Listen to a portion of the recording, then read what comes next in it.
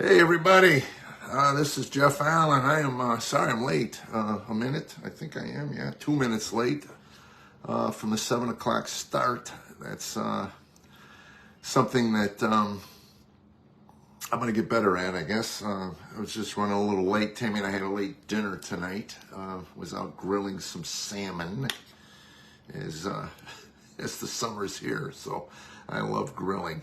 And anyway, I was supposed to be with my pastor. I mentioned that last week. Supposed to get together with my pastor, Ian, but Ian is busy, as a lot of pastors are, so I'm stuck on my own again. And I am running short of material for these things, but I was going to do Ecclesiastes chapter 5, but I was supposed to meet with my pastor. I didn't do any of the research on that, so I will say this, that please, if you're really interested in the book of Ecclesiastes, please go to DentonBibleChurch.org /media and look up Tom Nelson's Ecclesiastes. There's a bunch of Ecclesiastes stuff from Tom on YouTube. If you just YouTube Tommy Nelson Ecclesiastes, and you can hear it from someone who's wise and actually taught in that. And it's one of the things I wanted to talk about tonight. That is, I've been thinking about, as a lot of my peers in social media in general. A lot of times we venture out into areas that are not our areas of expertise. I am a stand-up comedian, and that's pretty much it. I barely got through high school, so my education is limited. I've read a lot, but that doesn't mean I'm educated. I just mean as I've taken words that other people have read, and then somewhere along the line I have to filter it through my brain and realize if there's any truth to that. And I was talking to somebody recently. It was in an interview or something. We were talking about where we're at as a culture, and it's interesting. I for years I was saying we went through the Industrial Revolution, the age of industry, then the age of technology, and then I thought we were living in the age of hyperbole. But I think we're really living in the age of Pilate, Pontius Pilate, when Jesus said, "Those that hear my voice are on the side of truth." And Pontius, as an afterthought, walked out of the room and said, "What is truth?" And I think that's where we're at today. What is truth? I think if you can shade it, if your goals are nefarious, then truth would get in the way of a lot of the things that you are using for your agenda. So anyway, I try to figure out what is true, and I try to stay in the areas of my expertise, I think is the word I'm looking at. I'm still learning how to be a stand-up comic, but I've gotten fairly good at that, and it's because that's what I've kind of confined my energy to, was trying to write and deliver jokes and material. And anyway, speaking of that, I got some new material that I was gonna maybe run by him, but I think we'll wait until next week to do that. And I think that would be kind of cool. I'm on vacation. This is my 8th day home. And most times when I'm home for any period of time, I think my career is over. I have to call my manager and go, people are still calling, right? We're still working. It was a voluntary vacation. I'm taking a month, and after 8 days, I'm paranoid that things are going away. So anyway, it's the nature of the beast, and the nature of my esteem. So I am going to stick with what I know, and I haven't spent much time these past weeks talking about my book. Look at that, identical. Are we there yet? My journey from a messed up to a meaningful life. I haven't spent a lot of time on it because I'm terrible at self-promotion. I don't promote these very well either. So I'm going to start trying to promote these to see if we can get some more viewers and have them tune in on Monday nights, so we can grow this thing. Lots going on in our lives. We're going to have the granddaughter on Friday, and we're going to have the grandson on Saturday. So that's one of the beauties of staying home. I get the chance to spend some time with those grandbabies, and gosh, they remind me of all the time I missed with my own children. So it's really nice to spend some time with people who absolutely love you. You just walk in a room, their face lights up, and they're just thrilled to see you. I mean, you can't purchase that. You can't. Yeah, of course, I can help. I can buy them things, but they're happy to see me. Their papa. So we're going to see her on Friday and him on Saturday. I may take him to the car dealer. My grandson loves automobiles. I took him to the Lamborghini dealership the other day, last month or so, and he was just blown away. The kid knows, I don't know where he gets it from, because I have no idea what cars are. I barely know the ones I own. So anyway, are we there yet? My journey from a messed up to a meaningful life.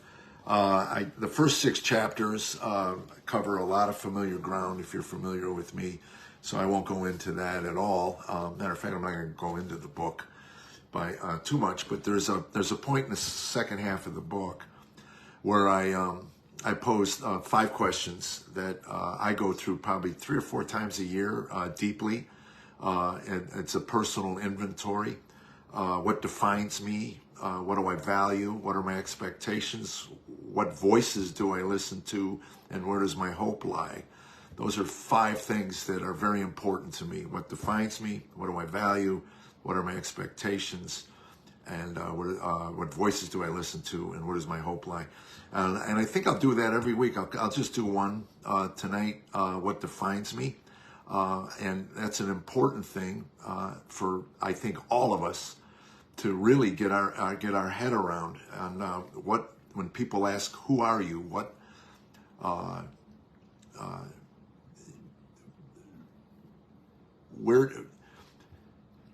defines you? I mean, when someone says, who are you? And most men, I can't speak for, I only know because I've asked men that question in interviews that I've done. They usually lead with a vocation. And if that's the case, I'm a comedian. And then the obvious response to that would be, what if you were to lose your voice and lose your job? Do you lose yourself? Well, of course not. There's more to me than my vocation. So I like to begin the conversation with, who am I? What defines me is I'm a child of God. I'm His son, and that opens up a lot. When you think of your father, your earthly father, a lot of us get our vision of God from our earthly fathers. And if we had a father that was distant and not very kind, it's easy to try to portray the God of heaven, your heavenly Father, in the same light. But imagine having a father who loves you unconditionally, who accepts you unconditionally, doesn't necessarily condone your behavior. And it's, to me, I've been reading Romans, and Romans 1, chapter 1 is a pretty harsh chapter. And if you read it and lay it over the times we're living today, there's a lot of similarities into what Paul wrote about Rome back when he was alive and writing Romans 1. And one of the verses in there that frightens me as a believer and a follower of God is that God, Paul says, God just turned them over to the desires of their heart. And for an ex-addict and recovering addict, that is a frightening thought to me, that God would let me go and just give me up to myself to just pursue my own desires, which almost destroyed me. And when you think about it in terms of earthly parents, you have people that live on the streets. They're all somebody's children. And at some point, some loving father or loving mother said, I can't do it anymore. I just have to, if this is what you want to do and this is how you're going to choose to live your life, I have to let you go. I love you with all my heart and soul, but I just can't deal with your rebellion anymore.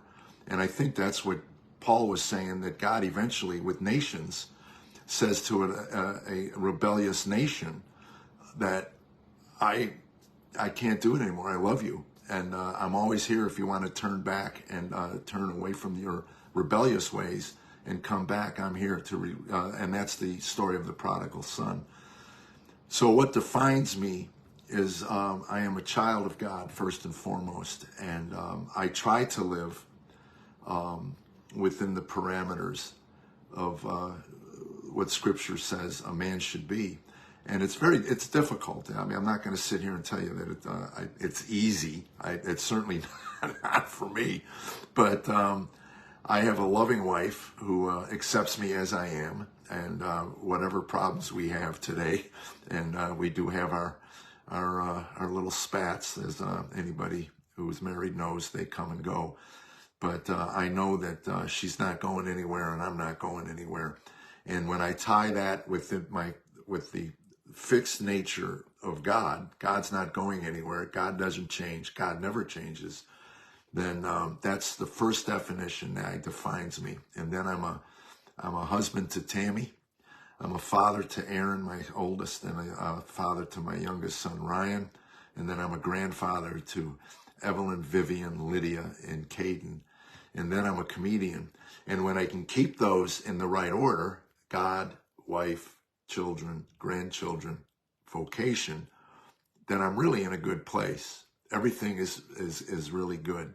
What happens is I get away from those things that keep me focused on Him. I get away from my morning prayers, my morning devotionals, which is common for me because I'm one of those people, drug addicts, that you may know someone like this, that when life is good, life is good. I'll just skip along and hang on until all of a sudden I realize that I'm getting a little snotty and snipey and sarcastic and looking for arguments. And then I realize, wait a minute, what's going on? And usually I got away from my those things that keep me centered and focused on Him.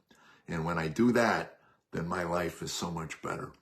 Well, anyway, I'm going to wrap this up, and I hope you all had a good week. And next week, I'm hoping, well, it's Memorial Day, so I think I'm going to write some stuff about Memorial Day, that what it means for me, having a son that served, and knowing that he lost some friends over there in Iraq, and the devastation that it had on his heart and soul. So anyway, any questions? Let me see if we got any questions up there. I'll answer before I go. Nope. Okay.